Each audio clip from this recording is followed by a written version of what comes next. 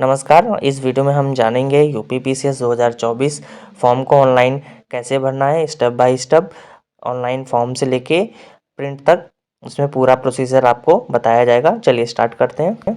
तो चलिए हम आयोग की वेबसाइट पे आ चुके हैं। तो यहाँ पर इस तरीके से कुछ आपको डैशबोर्ड देखने को मिल रहा है। तो हमें सेकंड वाला पर क्लिक करना है जो कि कंबाइंड स्टेट अपर सब ऑर्डिनेट सर्विसेज एग्ज़ाम है। तो हमें इसी सेकंड वाले ऑप्शन पर क्लिक करना है। तो यहाँ हमने अप्लाई पर क्लिक कर दिया है। तो आपका सर्वर अगर स्लो है तो थोड़ा टाइम लग सकता है।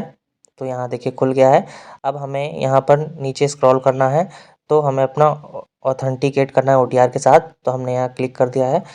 जैसे ही आप ऑथेंटिकेट विद ओटीआर करते हैं तो कुछ आपको इस तरीके से डैशबोर्ड देखने को मिलता है। अगला चलिए अब स्क्रॉल करते हैं। यहाँ पर हमें फिर से ऑथेंटिकेट विद ओटीआर सर्वर करना है। तो हमने इस पर क्लिक कर दिया है। ठीक है, जैसे ही यहाँ पर क्लिक करते हैं तो यहाँ पर पूछ रहा है आपके पास ओटीआर है, तो यस कर दीजिए, फिर उस पर गो पर जाना है। ठीक है, तो अब यहाँ पर ओटीआर नंबर डाल के हमें ऑथेंटिकेट करना है। अब यहाँ पर हम जैसे ही प्रोसीड पर क्लिक करते हैं आगे, तो आपकी डिटेल शो करने लगती है, आपका नाम और फादर नेम। ठीक है, फिर आपको यहाँ पर क्लिक हेयर टू ऑथेंटिकेट पर फिर से करना है। जैसे ही आप क्लिक हेयर पर करेंगे तो आपको ओके करना होगा। यहाँ पर ओके करने के बाद फिर से आपको इस तरीके से कुछ इंटरफेस दिखेगा। अब आपको यहाँ पर लॉगिन करना है। तो यहाँ पर दो ऑप्शन है, आप पासवर्ड के थ्रू भी कर सकते हैं और मोबाइल पर ओटीपी के थ्रू भी। तो मैं यहाँ पर मोबाइल के ओटीपी के थ्रू इसको लॉगिन करता हूँ। तो मैं यहाँ पर मोबाइल पर क्लिक कर देता हूँ। तो यहाँ गेट ओटीपी मैंने क्लिक कर दिया है। तो यहाँ पर ओटीपी डाल के मैं आगे बढ़ता हूँ। फिर आपको इस तरीके का इंटरफेस देखने को मिलता है। तो आप स्क्रॉल करके नीचे आएंगे तो आपको अपनी पूरी डिटेल दिखाई देगी, नाम, मोबाइल नंबर, अपनी पर्सनल डिटेल सारी। फिर आपको स्क्रॉल करके नीचे आना है। आपको यहाँ पर पूछा गया है कि आपके पास ग्रेजुएशन डिग्री है, तो आपको यहाँ पर यस करना है। आप जैसे यहाँ पर यस करेंगे, आप कैप्चा कोड भर के आपको आगे बढ़ना होगा। तो आपको कुछ इस तरीके का इंटरफेस देखने को मिलता है। यहाँ पर कुछ इंस्ट्रक्शन दिए गए हैं जो कि अगर यहाँ पर प्रोसीड पर आप क्लिक करते हैं तो आपको सीधे डैशबोर्ड पर ले जाएगा। ठीक है, तो यहाँ पर आप क्लिक कर रहिए। तो आपसे यहाँ बताया जा रहा है कंफर्म करने के लिए ओके करना होगा। अब आप कुछ देर बाद, थोड़ा सा सर्वर अगर स्लो है तो टाइम लग सकता है 1-2 मिनट का, नहीं तो आप तुरंत पहुँच जाएगा। चलिए, तो कुछ इस तरीके का नया इंटरफेस खुलता है। यहाँ पर आपको जैसा कि देख रहे हैं आपका डैशबोर्ड है। स्क्रॉल करके अब हम नीचे आएंगे तो यहाँ पर हमारा कौन सा एग्ज़ाम है, पीसीएस एग्ज़ाम 2024। तो यहाँ एप्लीकेशन का पार्ट 1 कंप्लीट हो गया है, जिसमें कि आपकी डिटेल थी जो ऑलरेडी ओटीआर में थी। अब हमें क्या करना है, यहाँ पार्ट 2 के लिए करना है। तो सबमिट डिटेल पर क्लिक करेंगे यहाँ पर। तो आपका नया इंटरफेस खुलेगा आपका कुछ इस तरीके से। यहाँ आपका पूरा एप्लीकेशन फॉर्म आ जाएगा, आपकी सारी डिटेल आ जाएगी। यहाँ आपकी फ़ोटो, सिग्नेचर, ठीक है, यहाँ आपकी डेट ऑफ बर्थ जो कुछ भी है। ठीक, यहाँ पर आपको एक काम करना है, स्क्रॉल करके नीचे आना है। तो यहाँ पर आपको ग्रेजुएशन के कुछ सब्जेक्ट भरने हैं। तो सबसे पहले आपने यहाँ पर अगर टिक नहीं किया है आर यू ग्रेजुएट, तो यहाँ पर ग्रेजुएट में आपको यस करना है। ठीक है, उसके बाद यहाँ पर पोस्ट ग्रेजुएट में देखना है आपको कि आपने पोस्ट ग्रेजुएशन किया है या नहीं। तो मैंने यहाँ पर नो पे क्लिक कर दिया। ठीक है, अब यहाँ पर आपने जो भी ग्रेजुएशन में सब्जेक्ट लिए हैं, जैसे मैंने साइंस, मेरा बीएससी था, तो यहाँ पर मैं केमिस्ट्री, फिजिक्स और मैथ, मेरे तीनों ही सब्जेक्ट थे। ठीक है, तो मैं यहाँ अपने सब्जेक्ट को चूज़ कर ले रहा हूँ। अगर आपने कॉमर्स लिया है तो आप अपने हिसाब से ले लीजिएगा, इसमें इकोनॉमिक्स वगैरह जो भी आपने लिया था, ठीक है, स्टैटिक्स वगैरह। अगर आपने आर्ट्स लिया है तो आप आर्ट्स का क्या सब्जेक्ट था आपका, ठीक है, तो वो अपना उस हिसाब से सेलेक्ट कर लीजिएगा। चलिए अब स्क्रॉल करके नीचे आते हैं। तो ये सबसे इम्पॉर्टेंट पॉइंट है आपके पूरे फॉर्म का।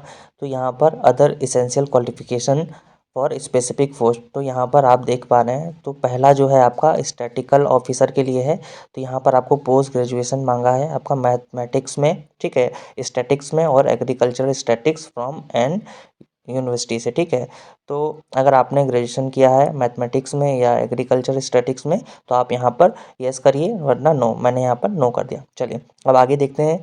अगली सेकंड ऑप्शन के लिए क्या मांगा है, तो degree in science with physics mechanical engineering. अगर आपने साइंस में अगर फिजिक्स वगैरह लिया है आपने या इंजीनियरिंग की है, ठीक है, अगर आप बीएससी है तो फिजिक्स अगर आपने कोई ऑप्शन रखा था अपना, ठीक है, सब्जेक्ट एज अ सब्जेक्ट, तो आप यहाँ यस कर सकते हैं, वरना नो करेंगे। कॉमर्स वाले, आर्ट वाले यहाँ नो करेंगे। बाकी जिन्होंने लिया है फिजिक्स वगैरह एज अ सब्जेक्ट तो वो ग्रेजुएशन में यस करेंगे। ठीक है, तो मेरा फिजिक्स एज अ सब्जेक्ट था तो मैंने यहाँ यस कर दिया है। चलिए अब अगला देखते हैं थर्ड वाले में, मैनेजमेंट ऑफिसर के लिए। चलिए थर्ड वाली पोस्ट के लिए देखते हैं जो कि मैनेजमेंट ऑफिसर के लिए है। तो इसमें सबसे पहले आपको बैचलर डिग्री होनी चाहिए आपके पास, प्लस इसमें दूसरी क्वालिफिकेशन मांगी गई है, डिप्लोमा होना चाहिए आपका होटल मैनेजमेंट और केटरिंग में। ठीक है, जो कि आपको 2 क्वालिफ़िकेशन माँगी, bachelor degree plus hotel management में आपके पास कोई डिप्लोमा है तभी आप यहाँ पर येस करिएगा, अदरवाइज़ आपको नो करना है यहाँ पर। तो यहाँ पर मैंने नो कर दिया यहाँ पर पोस्ट नंबर 3 के लिए। चलिए अब आगे स्क्रॉल करते हैं। तो अगली पोस्ट आपकी है पोस्ट नंबर 4 सब रजिस्ट्रार। इसमें लॉ ग्रेजुएट मांगा है। अगर आपने ग्रेजुएशन में लॉ किया है तो आप यस करिए, अदरवाइज नो। तो मैंने यहाँ पर नो कर दिया। चलिए अगली पोस्ट देखते हैं। अगली पोस्ट है assistant director of industries handloom. तो यहाँ पर आपको पोस्ट ग्रेजुएशन डिग्री मांगी गई है, जो कि आर्ट्स में होनी चाहिए या साइंस में होनी चाहिए या कॉमर्स में होनी चाहिए या आपकी किसी भी टेक्नोलॉजी में। तो यहाँ पर अगर आपने पोस्ट ग्रेजुएशन किया है किसी भी फील्ड में तो आप यहाँ पर यस कर सकते हैं, ठीक है। मैं यहाँ पर नो करूँगा, ठीक है। यहाँ पोस्ट ग्रेजुएशन डिग्री नहीं है तो नो कर दिया यहाँ पर। चलिए आगे बढ़ते हैं। अगला ऑप्शन आपसे पूछा जा रहा है क्या आपको हिंदी आती है, जो कि देवनागरी लिपि में है। तो अगर आपको आती है तो यहाँ आपको यस करना है। तो यहाँ मुझे आती है तो मैंने यहाँ पर यस पर क्लिक कर दिया है। जैसा कि आप स्क्रीन पर देख पा रहे हैं तो यहाँ पर आपका एड्रेस दिखाई दे रहा है, मेलिंग एड्रेस और परमानेंट एड्रेस। तो आपका दोनों सेम है, जो कि आपको OTR में आप पहले ही भर चुके हैं।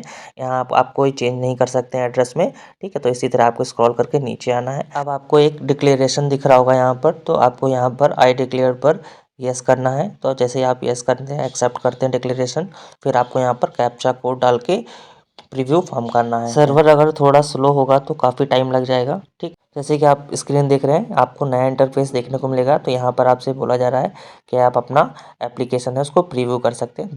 तो एक बार अपना एप्लीकेशन फॉर्म पूरा प्रीव्यू कर लीजिए, सारी डिटेल देख लीजिए। सिर्फ आपने ग्रेजुएशन की ही डिटेल इसमें यस की है, बाकी आपका OTR फॉर्म जो है पहले से भरा हुआ था उसी की ही डिटेल इसमें आई हैं।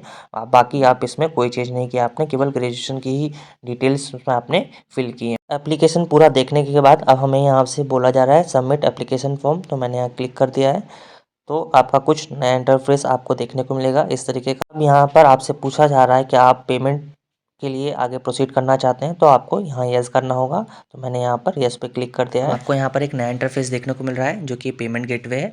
यहाँ पर आप किसी भी तरीके से पेमेंट कर सकते हैं, net banking, credit card, debit card. तो मैं यहाँ पर अदर बैंक डेबिट कार्ड से पेमेंट कर रहा हूँ। तो आपके पास जो हो आप उस तरीके से कर सकते हैं। अब यहाँ पर आपको पेमेंट डिटेल दिखाई देगी 125 रुपये, और आपको आपकी अदर डिटेल्स दिखाई देंगी, जो कि नाम वगैरह। तो यहाँ पर आप कंफर्म पर क्लिक करिए। जैसे ही आप कंफर्म पर क्लिक करते हैं तो आपका प्रोसीजर आगे बढ़ता है। आपको पेमेंट करने के बाद आपको वापस अपने डैशबोर्ड पर आना है। तो यहाँ से आपको अपना